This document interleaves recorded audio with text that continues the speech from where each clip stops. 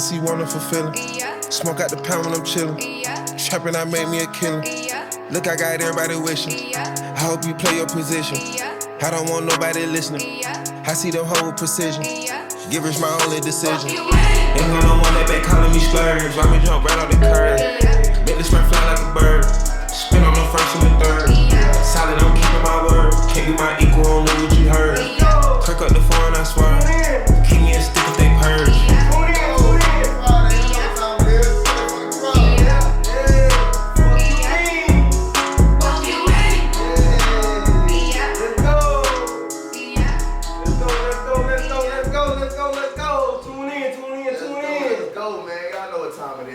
Friday, man. We get straight from the garage, man. When we get all the latest on the news, sports, entertainment, entrepreneurship, and of course the hustle, man. I'm Sheldon, one half of the show. I'm Freeze, man. Let's check in. Man. Like I always say, man, y'all go to our YouTube channel, man. Y'all make sure y'all hit that subscribe button, man. You know what I'm saying? Hit that subscribe button. It don't cost you nothing to hit that button. You know what I'm saying? I always tell them that, right? Right. I definitely tell them that all the time, man. Where we at, Sheldon? Man, we at the garage. What we do it for? Man, we do it for the hustlers, We man. do this shit for the hustlers, man. Hey, man. But this episode is brought to y'all by our sponsor, man, Greedy Rascals at 651 St. Andrews Road, man. Y'all go up there and hit that promo, man, straight from the garage. Ask for that garage dog, man. You know what I'm saying? We got a couple other specials, man. Let's get it, man. Shout out Coach, man. Shout out to Coach, man. So how was your week, bro? Man, my week it been alright. I can't even front, bro. It been alright. You know what I'm saying? It been alright. Nothing serious? Nothing serious. You know, it is what it is at work, but you know, we getting through it. You know what I'm saying? We maintaining. You feel me? It be like that, man. It's always like that. It's good to have a good week. You know what I'm saying? Right. You know what I'm saying? That's how it be. But other than that, my week was like I had one strong day where I made some money, you know what I'm saying? Because my hours been short lately, you feel me? Really, my hours been short, so I've been working off whatever they give me. You know what I'm saying? But that's how life is, you know what I'm saying? You take the good with the bad. Hey, man, you got to take the good with the bad, man. It is what it is. At least you can say you go make some money. What about this interview, though, bro? Man, this interview, man, we got an entrepreneur, man, coming straight out of Casey, South Carolina, man, you know what I'm saying? Man, straight out of Casey. Straight out of Casey, man. Man, that shit real, man. West side, baby. You hear me? West side, baby. Let's go. Man, let's go, man. Let's get it. Hey, man, let's welcome, man, my boy, man, Perfecto Plumbing. Yes, sir. I'm loving the shirt, bro. I'm loving the shirt. I'm definitely loving the shirt, man. I'm loving the vibe.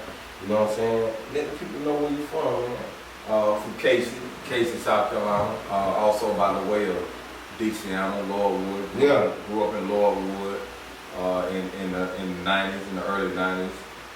Then, you know, we moved out to Gaston, stayed in Gaston. So I went to school in the Swansea area. I attended Sand Hills Middle School, Swansea High School. You know, class of 2003. So, you know, but after that, you know, my roots, my foundation, and everything that I have built came from the city of Casey, Pocono. So, Yeah, definitely from Pocono, yes, sir. I already know, man. You got plenty stories like that Pocono. You feel me? Yes, sir. Oh yeah. So like, tell us like the high school days and everything like that, man. Like, where it all started. I mean, for me, you know, I really did most of my schooling in Swansea High School. I stayed down there for about 2 years with school. When my mother moved to Casey, we stayed in Casey. I went to Brooklyn, Casey, maybe about 2 or 3 months. You know, I was one of those kids, man, they consider a problem child. So, yeah, you know, I didn't stay in Brooklyn, Casey long. Left Brooklyn, Casey, went to Lakeview, education. Didn't stay there long, but I did accomplish later on in life getting my GED. Right. So, you know, never stop educating yourself, regardless of the circumstance. Never stop educating yourself. Yeah, I understand that. I definitely understand that. So, let's get into you. Like I put the logo, I was like from the streets to the feds to the Perfecto part. Yes, You sir. know what I'm saying? So let's go from the streets and then let's go to the Fed. You get what I'm saying? Gotcha. So give us a little bit on that. Well, you know, my street life, man, I started young. You know, I came from a family dynamics where, you know, my family was always prosperous. My grandmother and grandfather, they owned janitorial business in the city of Casey in the early 80s. We were one of the first in the community, if not the first, except for my aunt, that had swimming pool, campers, things of that nature. So I don't come from a background where, you know, I didn't have this, I didn't have that, or I had to struggle. You know, my grandparents, they were business owners, and they were successful business owners. So I come from a family, a large family that pretty much had. However, you know, I was one of those kids who was problematic. So, you know, once my grandfather passed in '94, who was like a father figure to me, you know, I really started to lose myself at a young age 9, 10. Like when my grandfather passed, if I'm not mistaken. And from there, I just, you know, I stayed in trouble, fights in school, skipping school, you know, doing all the things that problematic kids do. By the time I was a teenager, going to DJJ, most of my teenage years been in DJJ, back and forth, Willow Lane, John G. I've been to those facilities as a youngster. And then once I had my son, I believe was in 2005, that's when I kind of like, you know, kind of mellowed out a little bit from the things that I was doing, you know, as far as, you know, getting in trouble, incarcerated. But I started, you know, selling drugs, you know, and the neighborhood and the community that we come from, you know, unfortunately, you know, a lot of us don't have. You know, my grandparents had, but my grandfather was deceased, my grandmother was old, but she still had, you know, her own thing going on, because not only was she, you know, working as a home health care provider, you know, but she also sold solars and things of that nature to keep extra money going. My mother always been in my life, always had a fantastic mother. She raised all 4 of us, you know, however, but, you know, I was one of those kids who, you know, just wanted to do what I wanted to do, and I went astray. So, you know, once I got involved in the drug game, man, I just took off. Not saying that I was a self-made, self-paid. Yeah, not street made, street paid. Street made, street paid. Yeah, That's it. Yeah, that's what I, you know, was under the influence of at that time. You know, I wasn't one of those, you know, major drug traffickers or major drug dealers, but I was making money. At the height, you know, before I was incarcerated, just being real, I was moving about a quarter brick a week in crack. By myself or with the, you know, few people that I had. However, unfortunately, I believe it was in 2009, it's when a federal indictment came down. We were picked up in I would like to say it was an indictment that really didn't have nothing to do with the people who got picked up. But, you know, when you have people who cooperate with law enforcement and tell, you know, things that try to help reduce their sentence or their time, it calls for an influx of people who got incarcerated. I believe it was like 110, 109 of us that got arrested in August of 2009. And when I got incarcerated, I was one of the ones who was, you know, I never had a drug charge, drug conviction, or anything of that nature. So, you know, they gave me a $100,000 bond, and I sat maybe about 3 months, and then I got out on bond. And but I already knew I was going to prison. You know, I knew that I was up against a system that I couldn't win. So, you know, I took my lick. I didn't try to put anybody else involved in my situation. I didn't try to take nobody else down with me. You know, I accepted what I did, and in that term, I had received a 90-month sentence. I believe it was in November of 2010 that I was sentenced to, you know, 90 months in prison, which is 7.5 years. So I did 6 years and 3 months in federal prison.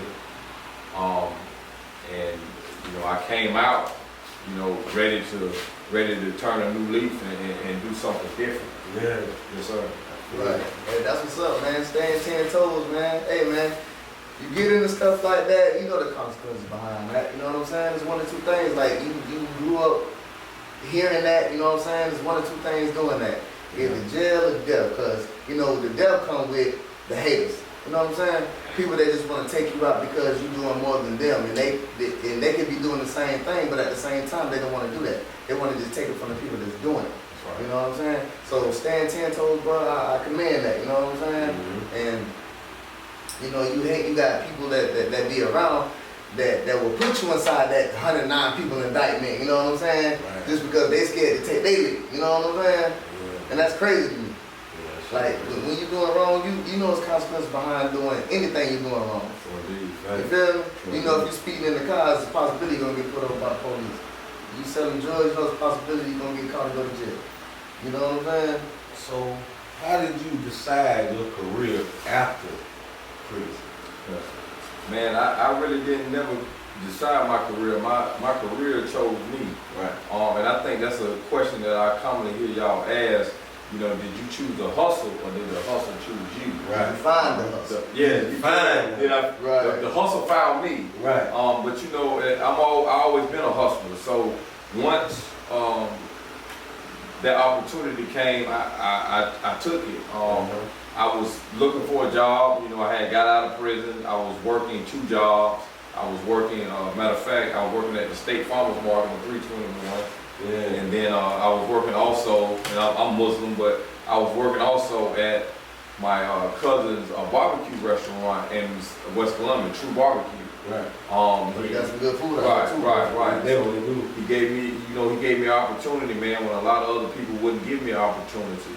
And I worked part-time there, and I worked, you know, for the farmers, at the farmers market at a produce place. So long story short, you know, my hours started getting cut at the produce place. I was, you know, I had my children and I had to take care of myself.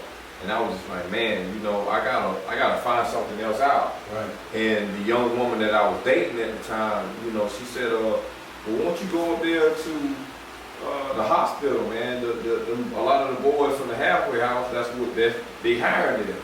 Yeah. So I went up to Lexington County Hospital. They were doing an add-on to the hospital at that time. This was in 2017.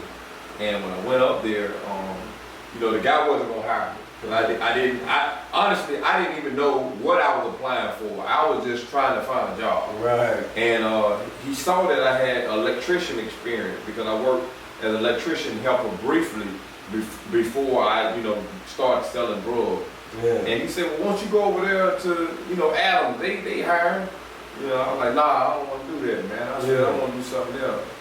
So, you know, I left, and I told him before I left that trailer, and I never forget this. I say, hey, man, I'm gonna call you every day until I hear something. And unbest be known to me, it was a supervisor that was in there that heard what I said. Yeah. So about 2 or 3 days later, they called me back. They said, hey, man, you still want a job? I said, yeah. I came up there, and he said, hey, thank this man right here because I wasn't gonna hire you. Man told me to my face. Yeah. He said, I wasn't gonna hire you. He said, but he heard what you said and he wanted to give you a shot. Yeah. So, you know, the rest is history. So I got hooked up with Hardy Corporation. They were a company out of Alabama who came in and was doing, you know, Lexington Hospital. Contracting work. Right. Yeah. And they hooked me up with my man. We still like real cool to this day. That's like my little brother, Kyle Loman, with Loman Plumbing. And they put me with him. He was 19, I was 31. When I told him my age, he didn't believe it. And when he told me his age, I didn't believe it. Yeah. Because he looked at, you know, older for his age. He's like, nah, man, I'm 19. Yeah. And, you know, that 19-year-old, you know, taught a man who was humble enough to come in and learn something new. Right. Something that now I can take with me for the rest of my life that nobody can take away from me. Yeah. And I always give I always give first and praise to Allah, because without him, you know, nothing is possible. But I also have to give props and praise to my friend, my little brother, Cal, because he taught me what I know now today. But sometimes you got to be a student, you know what I'm saying? You can't always be the chief. Sometimes you got to be a follower to be a great leader. You know what I'm saying? So you willing to learn a trade got you where you are today. I learned the same way, man. You know what I'm saying? Just a person who's just a little older than me. But I learned the same way, man. You know? You just gotta have that. You just gotta have that hunger.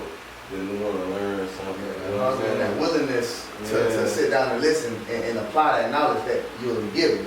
Cause like my job, I seen a lot of us come and go. You know what I'm saying? And I'm like, you know, so I buy tools, man. Show them that you want to be here, man. You know what I'm saying? Like, And that's the thing. It's just stuff you gotta do. Right. You know what I'm saying? And, that's just how it goes. You know what I'm saying? That's life.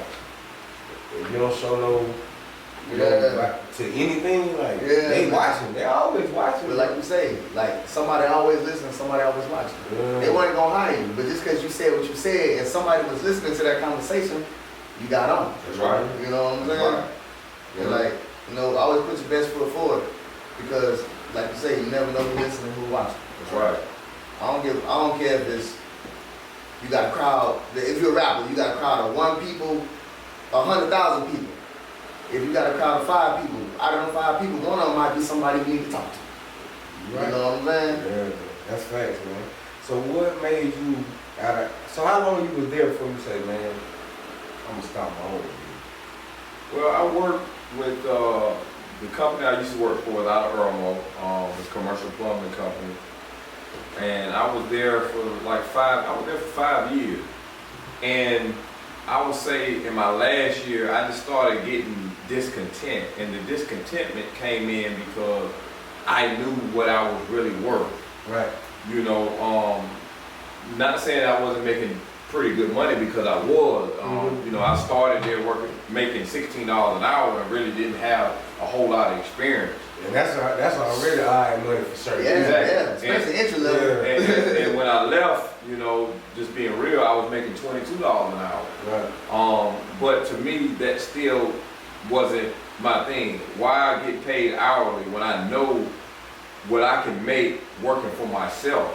Right. You know, $22 an hour, you know, it's decent money, it's a good living, Right. but at the same time, why would I work 8-9 hours for that amount of money when I can work 2 hours and make $300? Yeah. So that's how I started adding up, and the math wasn't mathing with me. Yeah. And me being a hustler, me having an entrepreneur spirit, it was just plain and simple. And Do you think that's why entrepreneurship is not taught in schools? I would say that, but I also would say everybody's not an entrepreneur. Yeah. You know, so we can teach that curriculum in school, but at the same time, if it's not in you, it's not going to work for you. Right. Exactly. Right. It gotta be in you. It gotta be in you. The hustle got to be in you. It gotta be in you, man. And hustlers are born. You know, people try to say, you know, well, hustlers are made. No, hustlers are born. Yeah. You know, everybody has their own assignment in life, and that's not taken away from nobody who's working every day, who's getting up and got to do what they got to do. I can never bash or talk bad about nobody who's doing that because we all have to do something that's going to make or provide a living for us, and as long as we're comfortable with it, then that's all that matters. It don't matter what you think of how I feel or what type of money I make. Yeah. You know what I'm saying? That's how I look at it. I try not to look down on nobody. Right. But for me, per se, it wasn't my thing. I was starting to feel discontent. That's just like being in a relationship. If you're in a relationship with somebody and you're always having problems, there's always issues, there's always, you know, argument. At some point in time, you gotta separate yourself from that. Right. In order for you to really grow and get a peace of mind and figure out what it is that's best for you. Right. Because it might be, you might have a wife over here waiting, but you're trying to hold on to memories, hold on to this, hold on to the kids, when all this is really toxic and it's not good for you. So in the same scenario, for me, I love my coworkers, still talk to some of them today, still talk to my old boss. Went and visited him a couple, maybe last week, before last, we sat down and talked like bosses. Yeah. You understand what I'm saying? But he has an understanding that I can't hold this man back from what's in him. Right. What's in him is in him. I can't hold him back. Right. So it don't matter if he was paying me $30 or $40 an hour. You still would have to go do your own I thing. still gotta do my own thing Right. because it's not in me to work for nobody else. I like getting up when I want to get up. I like scheduling my job when I want to schedule my job. No, I'm not rich or one of the bigger names yet, but God willing, you know, because this is my first full year in business working for myself. I like that. But God willing, in another year or two, I see myself as being a multi-millionaire in this business. One of the first black-owned plumbing companies in the state of South Carolina. Praise that, That's something that we don't have. And a lot of people frown upon people who work. I want to make it seem cool or look better, like, hey man, you know, this dude used to sell drugs, this dude used to shoot guns, this dude used to beat people, he used to do all this stuff, and look at him now, man. He's working, he's making an honest living, and he done made himself a self-made millionaire. Yeah. See, that's what we gotta really focus on. I used to do the rap stuff back in the day, Freed. I know you don't remember. You know, and it was buzzing before I went to prison. Yeah. You know, but and people ask me now, man, you don't rap no more. No, I don't have the spirit for it no more. Right. You know, and the things that were back then, I can't relive now. Right. So this is another thing that God has put on me to do, and that's being a service to someone else. You know what I'm saying? Because I help people solve their problems. Right. So the best thing, right? That's what we do. As plumber, you're a plumber yourself. Yeah, that's what we do. We solve problems for other people. We're a servant of the people. Right. So when I get calls or I get, you know, jobs that people, hey man, I got this, I got a leak up under my house, and you know, I gotta figure out, man, is my water bill high, and they call me and I come over there and I fix it for them, and then I don't charge them what these big companies are charging. Man, thank you so much, man. I appreciate you. That's a service within itself. And I just take on the spirit of always being humble and being a servant to the people. And I think with that, God is going to continue to bless me and make me successful. Of course. I'm loving it. Heck yeah. I'm definitely loving Yeah. it, bro. I'm loving the conversation. I'm loving the vibe. Yeah, man. Hey, man. Shout out to you, man. Like you just said, bro. And I started clapping. You said, you know what I'm saying? You gonna take your experiences in life and turn that around and use what you got going on right now. Become a self-made millionaire to teach the people. You know what I'm saying? That you can turn yourself around and become something in life. That's right. You know what I'm saying? I respect that, bro. I want you to get on a note where discussing the importance of family, bro. Don't bring it like that. You did? Yes, sir. Well, you know, to me, family is everything. I come from a large family. I have family members that some I don't even know. My great grandparents, you know, they had a lot of children. A lot of my family is not only from Casey, but it's from 48. Shout out to Bluff Road, you know, Bluff Estate, Eastway Park, off the town. A lot of my bloodline is down the road. You know, my father, his family, you know, they're a large family. My dad told me just the other day, he said they had 13 children. Right. Wow. So, yeah. So his mom and dad had 13 children. So with that, man, you know, family is everything. I'm the oldest of my mom's children, and it's 4 of us. And to me, man, like, without family, without having that family dynamics and that family unit, you cannot be, or you cannot grow to what is fully in you in life. Right. Because we don't have an understanding of where we come from. How are we going to have an understanding of where we're going? You can't. You can't. Right. You can't. And a lot of us, man, you know, I was fortunate enough to be born in a family that not only, you know, I come from a family of love, man. Right. a lot of people now, especially now, come from a household or a survival, you know, where it's really no love, but you just gotta figure it out. You gotta do this. I don't know how that is, you know. And my family dynamics is very strong. You know, me and my mom, we talk almost every day. Me and my brothers, you know, we talk almost every day. You know, one of my brothers is here now. You know what I'm saying? These are my best friends. Right. You know, I don't have any like go-to. I have guys, let me rephrase that, because I do have homeboys, I do have friends that I consider my family. Yeah. But my closest family are my brothers. Right. You know, I have all brothers. I got a lot of brothers. Yeah. You know, some people be like, oh man, I didn't know that was your brother. Yeah. That's my brother. I like that too. Yeah. I got a lot of brothers. They gotta know. They gotta know. That's my brother. They You gotta know, know, man. and I love the spirit of a family and the family dynamics, man. And I have a lot of nieces and nephews. All my nieces and nephews, they love me. Oh, they call me Uncle Ball. They call me by my nickname. Yeah. Uncle Ball. Yeah. You know, but you know, without my family, it wouldn't be me, and I wouldn't have the love and the respect that I have if it wasn't for my family. That's what's up. Yeah. I understand. So, what's the difference in yourself between going into prison and coming out? What's the mindset like? Well, when I went to prison, I was 24 years old, so I was a young man, you know, and I had to be a man before my time. Right. You know, I was the oldest. You know, I had my first son at 19, going on 20. Right.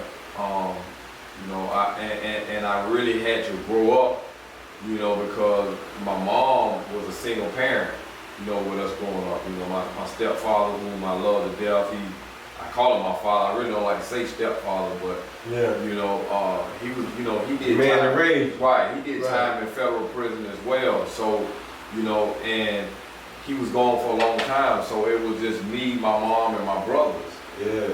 And you know, I had to be the one who wore the burden of everything else on my shoulders. And me being in the street, I had the mentality of, I'm not gonna let nobody play with me.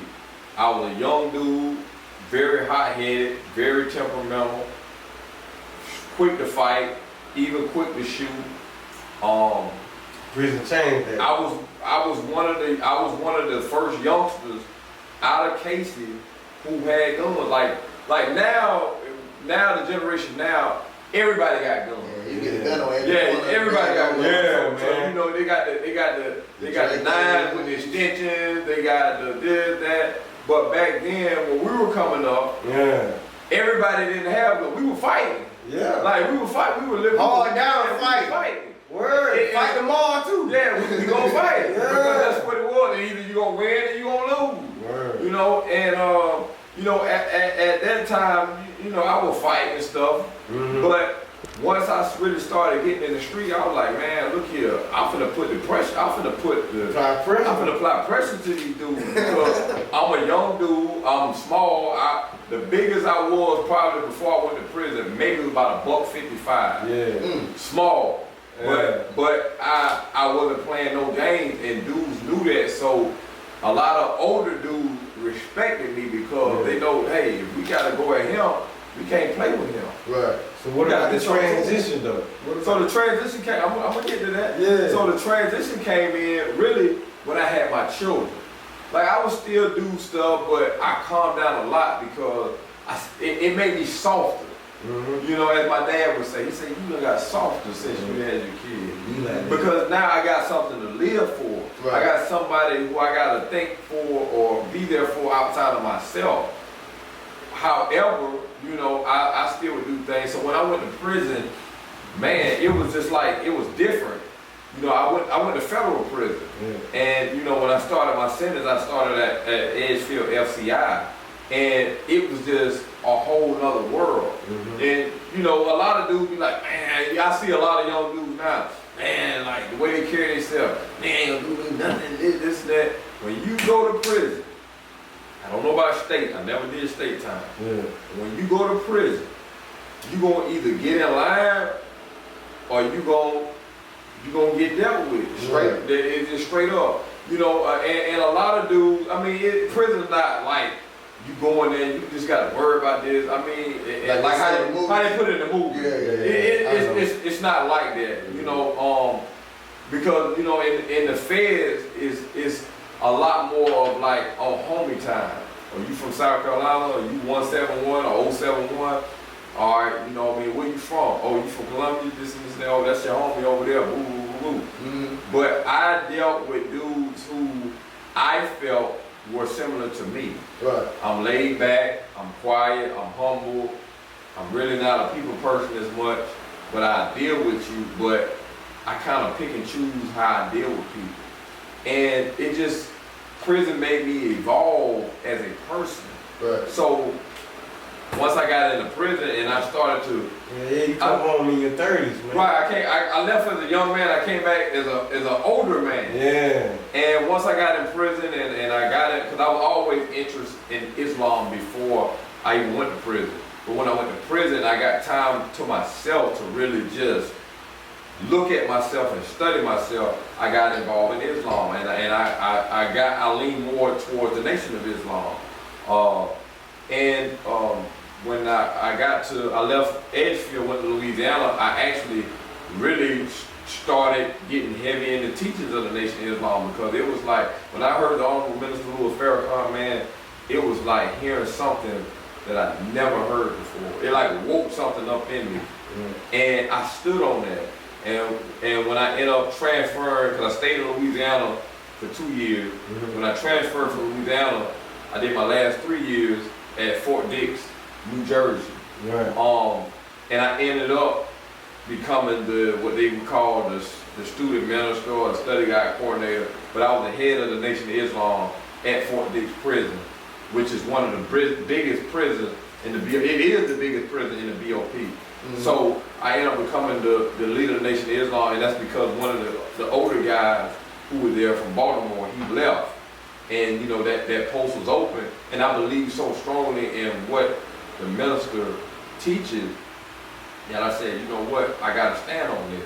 And I did. And I'm thankful for everything that I hate what happened to me and how it happened, but in the end, it was one of the best things that could have happened, because it made me grow up and it made me really become a man. The experience taught you a lot. It made me become a man. Your journey. It made me become a man, man. Your journey got uplifted. Yeah, heck yeah. You know, I went 5 years without having a visit, man. Yeah. You know, once I transferred. You was doing all that transferring. I was gonna ask you how many prisons you've been. Well, I've been to 3, but I didn't do a whole lot of transfer. I've been to 3, but once I left from Edgefield, South Carolina, and went to Louisiana, it was a wrap. Like, it was like, now you're on your own. But it made me stronger, because I know if I can make it here, if I can survive here, amongst dudes that I've never known, never seen, never been around. I mean, I don't know nothing about Columbia. Nothing. I got stores I got stores in every prison I've been in. I had a store. Yeah. If I can make it in here, I can make it anywhere. Yeah. And by the grace of Allah and the mercy of Allah, man, you know, I made it, bro. I made it. So after all that, right? You went through what you went through in prison. You know what I'm saying? Getting out, finding a job. Now you got Perfecto plumbing, right? So all this on your own, like, you know, like you hustle that money up. You know what I'm saying? Say, I'm gonna do it myself. Because I know being a business owner, like that stuff can get real expensive. Yeah. I know what come with it. You gotta go get your insurance. So, you gotta go get all types of stuff you need. You know what I'm saying? For you solidify yourself. So this strictly you by yourself? Strictly me by myself. That's what I'm talking about. Self-made. It's been a journey, man, but it's not as hard as people think it is. Right. Because see, with plumbing or a trade or a skill, a lot of times, especially me being more so residential, a lot of the things pay for itself. Right. You know, I might go do a job, just hypothetically speaking, I might go do a job and it pay me a few $100. I might do a job and it paid me a few $1,000s. And what I put into it, I'm gonna get more out of it. Right. So it's just about how you manage your money, how you market yourself, and basically how That shit about numbers. you do it, and how good of a skillman in your craft. Listen, man, I've been doing what I've been doing for 6 years, and I've been doing what I've been doing on my own for a year. And if you go and Google Perfecto Plumbing, I got 31, 32 5-star reviews. Right? That just didn't happen by luck, by chance, or by just people saying, hey man, I need you to go put in a Google review for me. That comes from hard work. Actual work. That comes from hard work, man. That comes from hard work and getting up every day and busting my butt to do it. And sometimes I didn't even have work every day. Like I was hearing you saying earlier, man, like things kind of been slow. We know how it is in this business. It slows down. For a minute, a couple months ago, like literally, I was really thinking about going back and getting a job. Right. It shit got slow. It got that slow.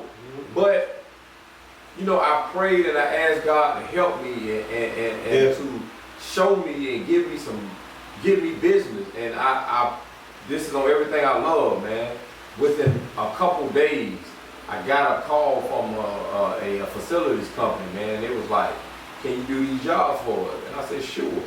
And I started doing them, and now I'm contracted with them.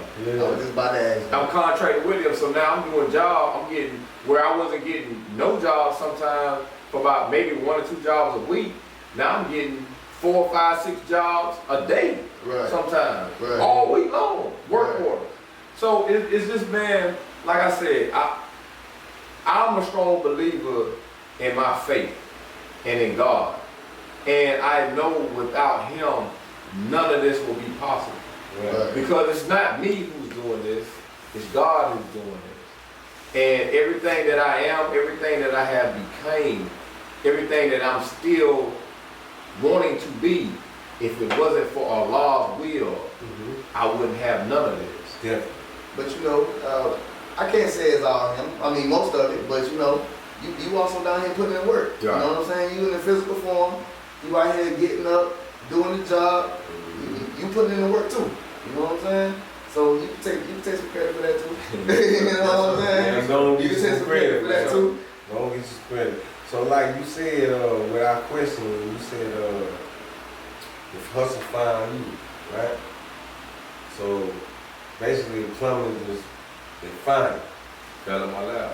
Just Crazy. feeling alive. It did the same thing to me. Wow. It did the same thing to me. It was like I was called on. That's how it felt for me. Like I was called on. Like my father-in-law called one day and was like, "Man, you want to work?" And I went down there.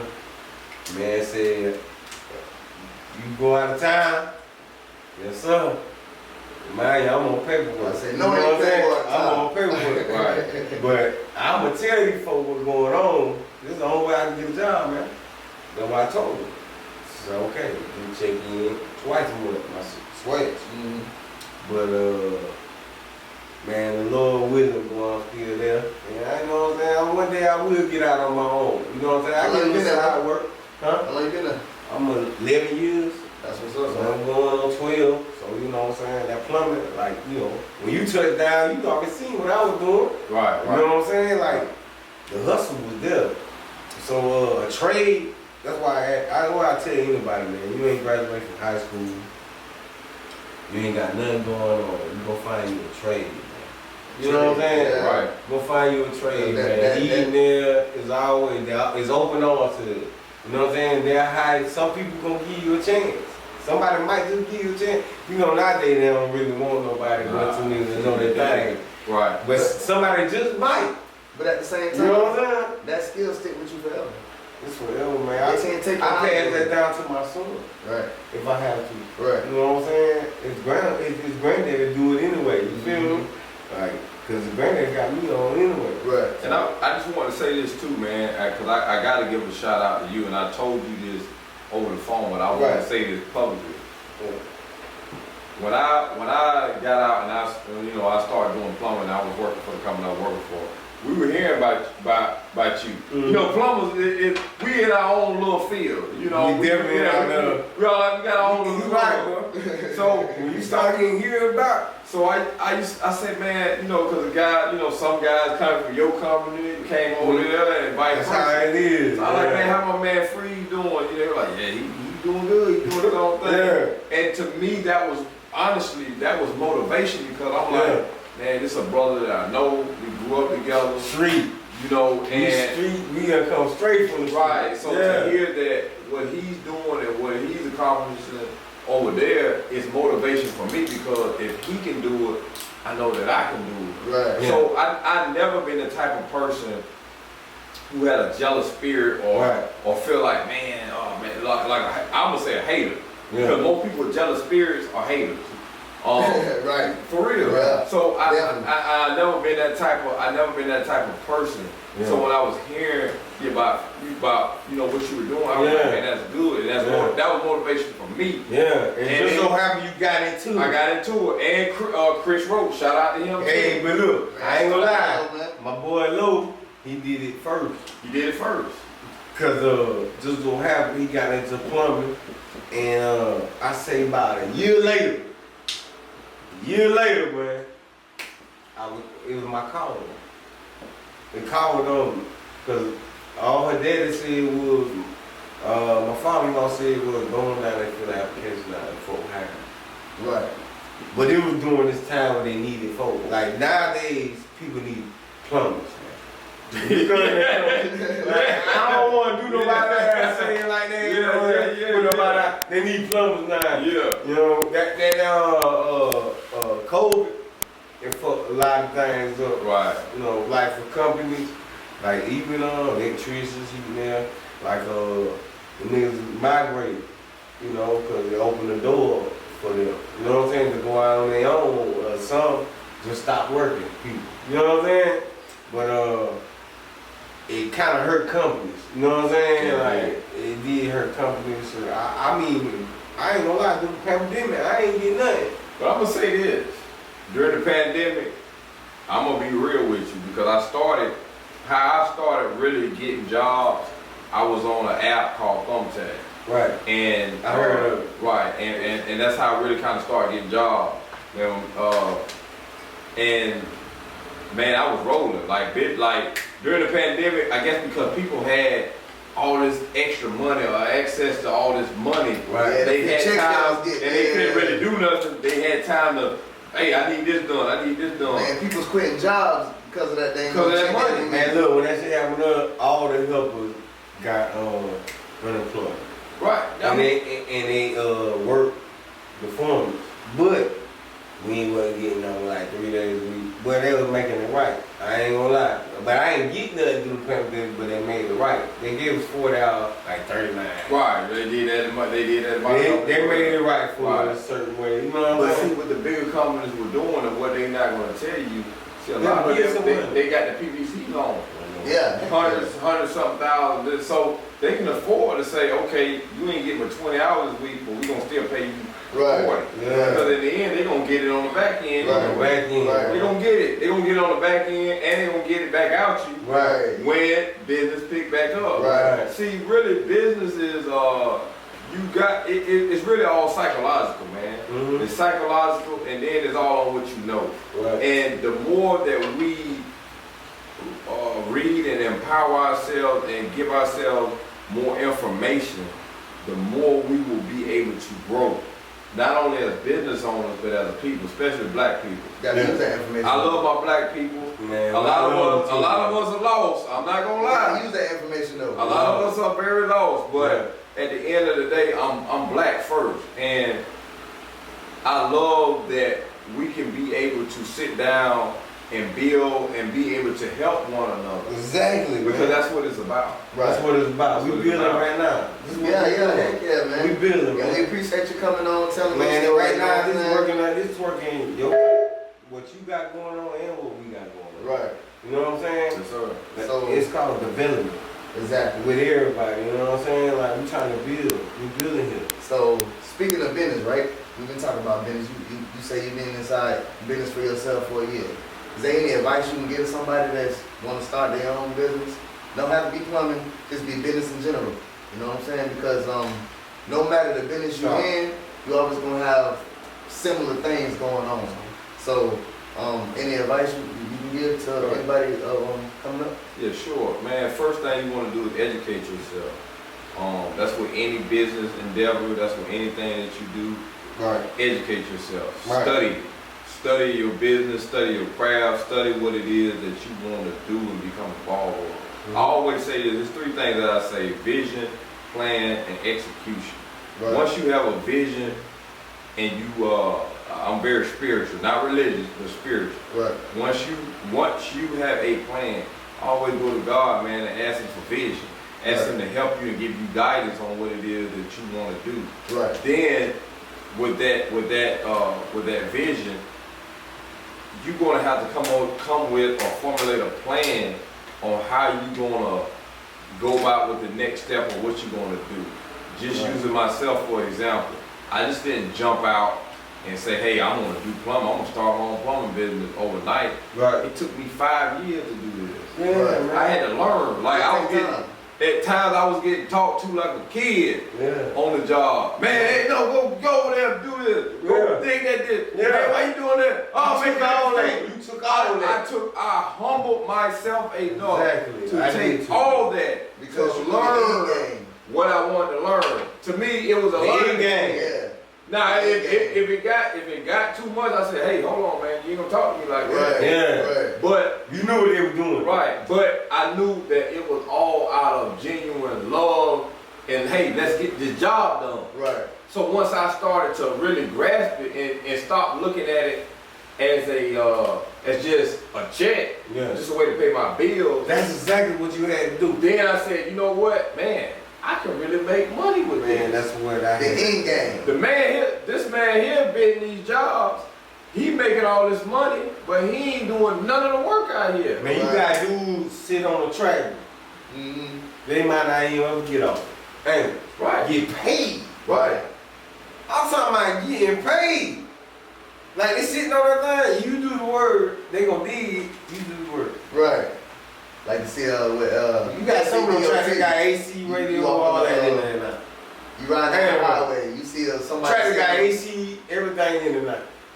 It's all about knowledge. You go back to that. Right. You gotta. It goes back. That's to what you knowledge. paying for. Right. Like you see, I guess you was about to say, like you see how the state workers, you got one guy working, and everybody else standing around. Yeah. Looking at him. Yeah. It's because guess what? Those guys paid the dues that they need to pay to Exactly. be able to stand up there like that. And get paid and good. Get paid for doing Right. that. Damn right. So you gotta get there. So my advice, like I was saying, my advice, learn first, study whatever it is that you want to do. Learn it. Learn it first.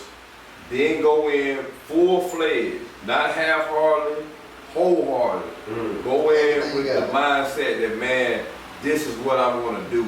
No matter what it's going to take, no matter how much this might break me, or what I might feel, because it's going to be all type of emotions. Right. Like I just said, hey man, I started to get a job. I started to go back to the company. You definitely said that. And work. Right. But I already knew at the end, I said, you know what, if I hold out a little longer, it's going to get better. Right. And it did. And the thing about it, man, just have faith in yourself. That's the last and most important thing. Have faith in yourself and the ability to go out here and execute whatever it is that you want to do in life, because nobody is going to come and save you. Nobody's going to come and give you nothing, especially if you're a grown, able-bodied adult male. Right. You got to get out here. You got to do it yourself. Man, I heard it here straight from the garage, Man, it's love, man. We Great appreciate advice, you, bro. man. Great advice. Great advice. Everything you dropped was knowledge. Knowledge. Ain't nobody taking in, that's their problem. You know what I'm saying? But I hope you taught one, teach one. Each one, And, teach one. give your contacts before we end this. Yes, sir. Before you do that. I see you got the flyers right here for the back to school dance on 625 Frank Street, man, by KC Action Group. Yes, sir. Speak on that for a second. Yes, sir. KC Action Group is another organization that I'm a part of. KC Action Group was founded by Mr. Kenneth Hopkins of Casey and also Mr. Vaughn Wilson of Casey. Right. Currently, right now, we are doing a back to school dance for the children. Tomorrow, Let's go. at 5 o'clock to 10. We there. It is free.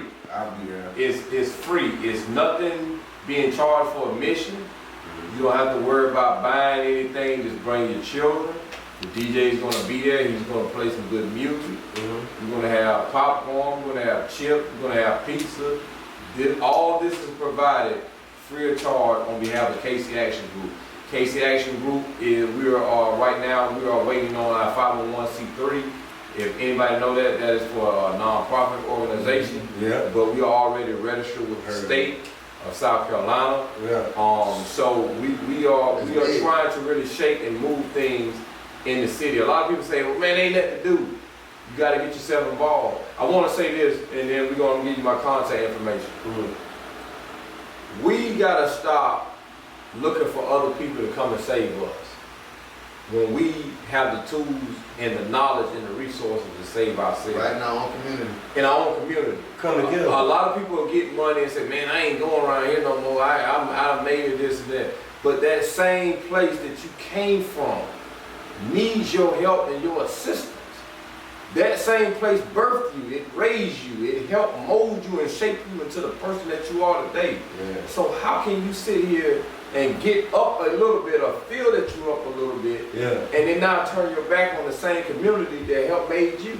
Right. So what we're trying to do, as KC Action Group is we're trying to put back into the same community that I sold drugs in, the same community that I slung pistols in, the same community that I hurt people, that I went to prison, I went to jail in, or I might have caught charges in. We're trying to put back the love, the respect, and the pride back in that same community. Because Casey is a Jew.